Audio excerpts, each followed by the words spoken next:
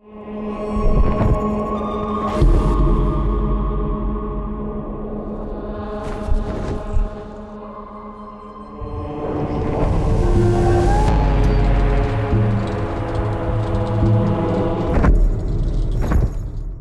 a no-holds-barred, unrelenting, never say die, just not gonna give in. If anything sort of confronts him, he's ready to go up against it. Kind of a brutal bastard. Dante's not a good guy. He's like, ah! He's a guy who kicks down the doors of hell, quite literally. Kind of a cuck, basically.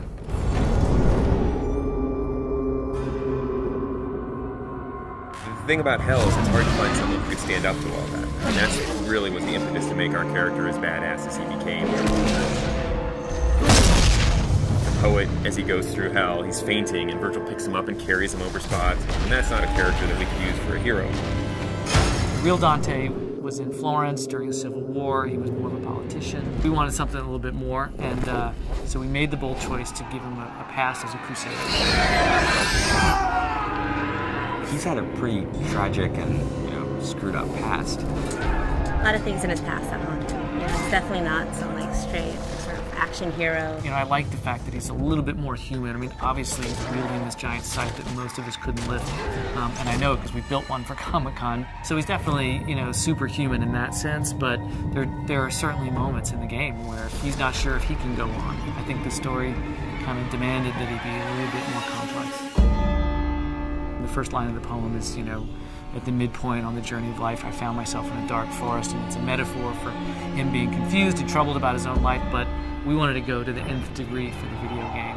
And so we wanted him to basically have committed all these horrible sins. Dante is guilty of all 9 sins and then some. Definitely start to see how his family factors into it, and you might start to see some familiar faces as you're going through hell and how that sort of messes with him. He's done a lot of bad things in his life. I think one of the important things is as you play through the game, you realize that Dante also tries to redeem himself. The tapestry on Dante's chest is basically this enormous symbol of guilt for him, summing up all the terrible deeds that he's done, or all the terrible moments and memories of his life. The tapestry represents Dante's realization that he needs to suffer for his sins, the same way that people have suffered by his hand.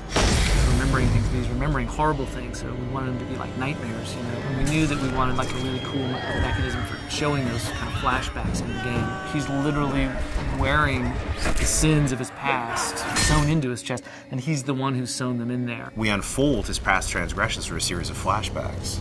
Start to discover how much of a bastard Dante really was. Greed specifically is a turning point where you've discovered a lot more about Dante than maybe you even want to know about. Greed's a little more of a cerebral level. It's about puzzles. It's this very mechanized place with gears and motors, as opposed to most of hell, which is very organic. It's in a lot of ways the most hellish level. People are being tortured there in ways that you haven't seen yet. It's almost a big stone factory of torture. One of the big set pieces of Greed is the Wheel of Fortune. Everything in Greed is kind of controlled by this twisted wheel of possibilities. The Hoarder Waster are actually 2 characters in the poem.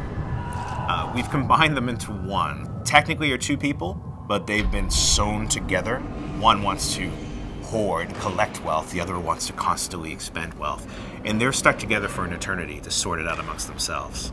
Greed is all about torture and teasing people with the lure of gold and ripping them apart as they reach for this. Totally different sort of environment. You got molten gold sort of dripping on the sides. It's a complex level, but it's pretty fun to go through. Greed's an interesting level because it's really kind of the beginning of Act 2 in a lot of ways. You're going to leave Greed behind, descend down into the 5th circle, and which is anger, and that's where the putrid swamp of the river Styx begins.